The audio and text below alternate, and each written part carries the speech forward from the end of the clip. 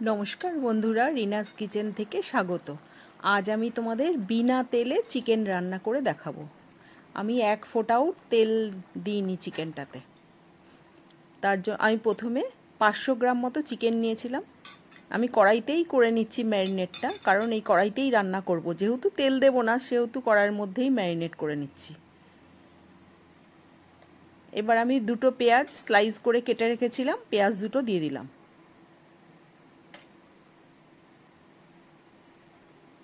এবার আদা রসুন লঙ্কার পেস্টটা দিয়ে দিলাম। 1 ইঞ্চি আদা, 14-15 কোয়া রসুন দিয়েছিলাম, আর 4-5টা কাঁচা লঙ্কা।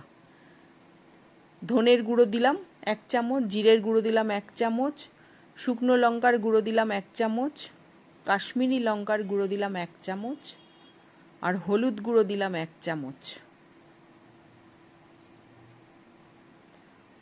আর টক দই দেবো এবারে আমি। এই টক দইতেই রান্নাটা হবে।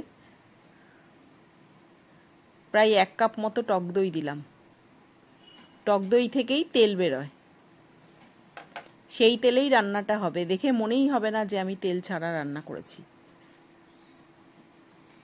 ওই জন্য দইটা একটু বেশি লাগে বিনা তেলে রান্না করলে।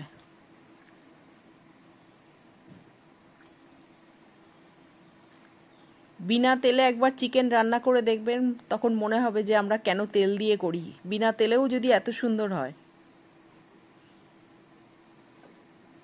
নুন দিতে ভুলে গেছিলাম, তাই নুনটা দিয়ে দিলাম এখন পরিমাণ মতো। এটা আমি ম্যারিনেট করে প্রায় 40 মিনিট রেখে দেবো। আর আমি 3টে বড় সাইজের আলু কেটে রেখেছিলাম 4 টুকরো করে, সেই আলুগুলো দিয়ে দিলাম। সবই একসাথে ম্যারিনেট করে রাখলাম। আমি এটা ঢাকা দিয়ে 40 মিনিট রেখে দেবো। আবার 40 মিনিট পর ঢাকাটা খুললাম। খুলে এবার গ্যাসটা জ্বালিয়ে দেবো আমি। এই যে গ্যাসটা জ্বালিয়ে দিলাম। জ্বালিয়ে দিয়ে গ্যাসটা কমিয়ে রেখে ঢাকা দিয়ে রাখবো। তাহলে জল বেরিয়ে আলু মাংস সব সুন্দরভাবে সেদ্ধ হয়ে যাবে। আমি কিন্তু কষিইনি, পেঁয়াজ রসুন কিছু কষাই হয়নি।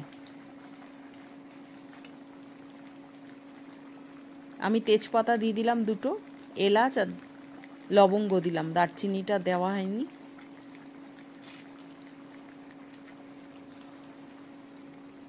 আমি এখন একটু কষাচ্ছি, ঝোলটা একটু শুকিয়েছে।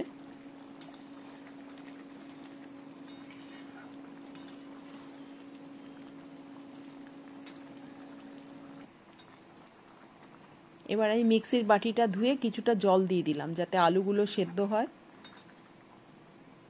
এই ঢাকা দিয়ে দিয়েই রান্নাটা করব। তোমাদের যদি রেসিপিটা ভালো লাগে তাহলে আমার চ্যানেলটাকে সাবস্ক্রাইব করো, লাইক করো, কমেন্টস করো।